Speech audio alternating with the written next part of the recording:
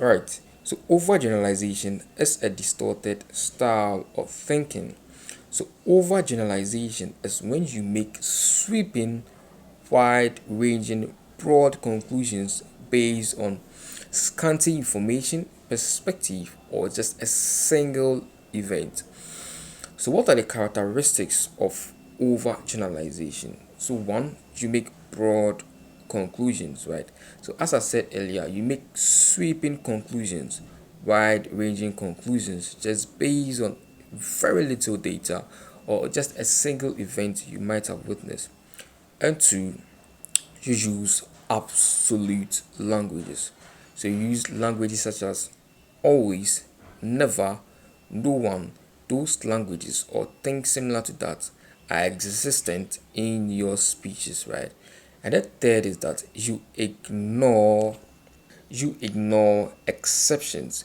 Even when exceptions are lying in your face, you go ahead to ignore them and you rather see them as one in a million because one, you want to overgeneralize or you have even overgeneralized already. So you are very hesitant to actually consider that exception. So now that I've looked at what overgeneralization is, why it is a distorted style of thinking, and the characteristics of overgeneralization, let us now look at the consequences of overgeneralizing. But before we look at the consequences of overgeneralization, let's look at some examples, some real life examples. So, one, for example, you had a very bad experience with an error, a very, very bad experience with an error that imprints on your mind. So, you think that all the errors are of the certain type or are of the type that you experienced, right? So let's say you had a very disturbing friend called Dugan, right? So anytime you meet someone with a surname or you hear of someone with a surname Dugan, you kind of expect the person to also be what? Very disturbing. So in that instance, you have overgeneralized, right? So now let's look at the consequences of overgeneralizing. So one, increased anxieties and fears. This is true because we constantly feel fear and we constantly feel, but whenever you overgeneralize, that means you're making a broad conclusions which whose net cut across or whose net like cover most things. That means that whenever you see an aware, you are going to feel a certain type of way. Whenever you are interacting with an aware, you are going to feel a certain type of way based on the example that I gave you, on the grounds that for you maybe you had a bad experience with an aware. This is an example. That is, I'm not being ethnocentric. It's an example. Or you had a bad experience with a fancy, so you overgeneralize that all fancies are of that certain type. So that means that whenever you are relating with that fancy, or let me say you are conversating with that fancy, or you see that fancy, it brings back he or she brings back the memories that you had with a specific fancy that you disliked, right?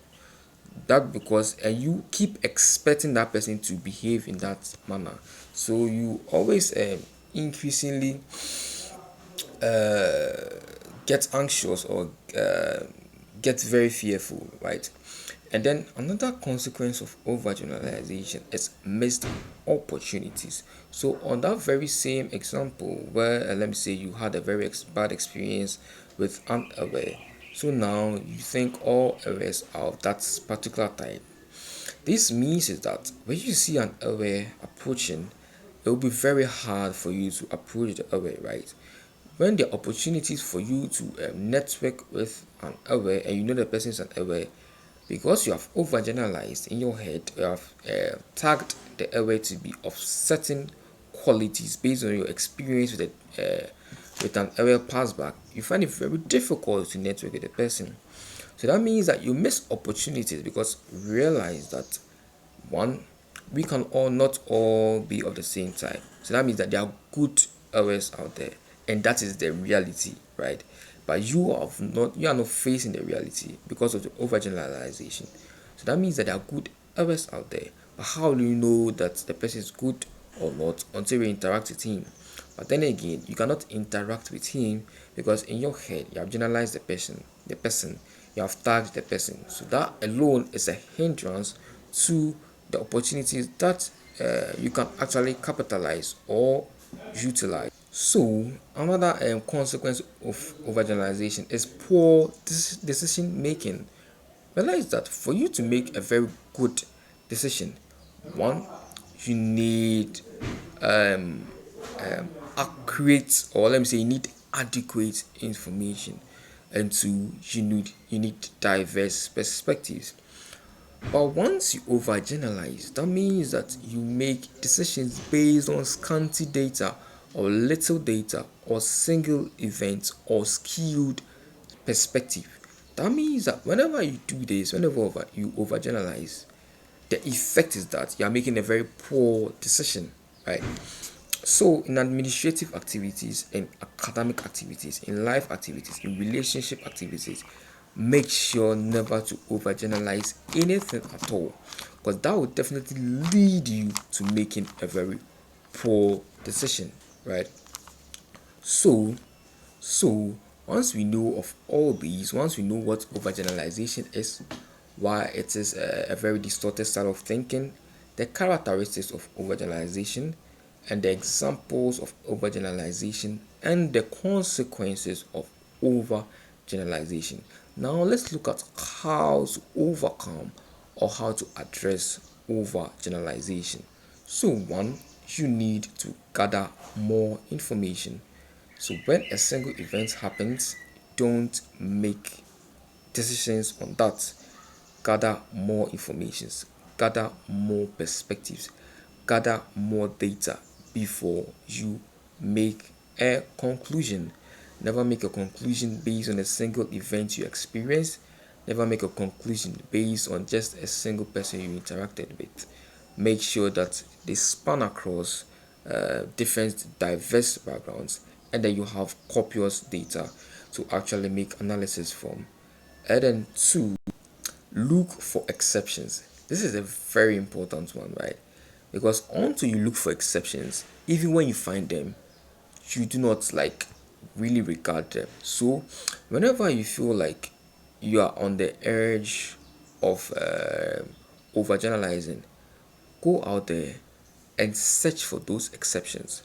When you search for those exceptions, it dies down your ability to overgeneralize, because the exceptions now balances the equations, down balances the equation, and doesn't even make you feel like no, this is the absolute truth, right?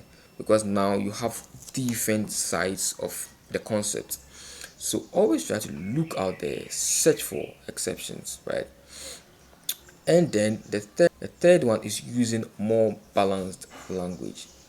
Never, or let me say mostly, do not use absolute language, because absolute language blocks your thinking. Absolute language, to some extent, just makes it very easy for you to overgeneralize. And then the worst part is that you find it difficult to be even open-minded.